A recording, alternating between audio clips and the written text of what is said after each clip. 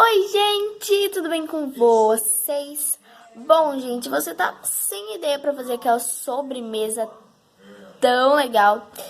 Então, hoje eu vou te ensinar. Então, confere aí o vídeo que hoje eu vou te ensinar a como fazer um bolo de micro-ondas. Então, vem comigo. O primeiro ingrediente é 1,5 xícaras daquelas xícaras grandes, sabe? Mas eu peguei uma cheia pequenininha. Só botar no seu recipiente. Gente, o segundo ingrediente é botar um pouquinho de açúcar. Ó, é praticamente a mesma quantidade de farinha, tá bom? Você também vai precisar de uma xicarazinha pequenininha de Nescau ou qualquer chocolatado em pó, qualquer, tipo, pode ser chocolatado, pode ser Nescau, pode ser Toddy, qualquer um em pó. Gente, o próximo ingrediente é azeite, óleo, gente. Eu chamo de óleo e azeite, as duas coisas.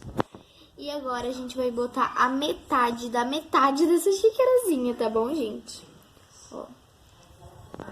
E o próximo ingrediente é ovo, gente. O nosso próximo é o ovo. Agora a gente... Pera, é meio difícil pra mim quebrar um ovo.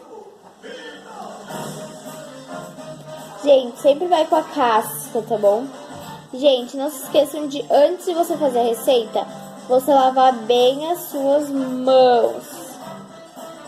Essa é uma receita pra fazer na quarentena, gente, é muito bom. Depois de você tocar todo o ovo, o próximo ingrediente é... Bom, gente, agora é fermento. Gente, eu botei muito e caiu. Caiu um pouquinho, então, ó. É a medida de uma xicarazinha de chá, tá bom? Agora, a gente vai misturar tudo. Vamos misturar bem, gente. E vai ficar tipo que uma massa mesmo, sabe? Uma massa. Vai ficar tipo uma massa de bolo. E quando ela estiver boa, eu volto aqui mostrar pra vocês, tá bom, gente?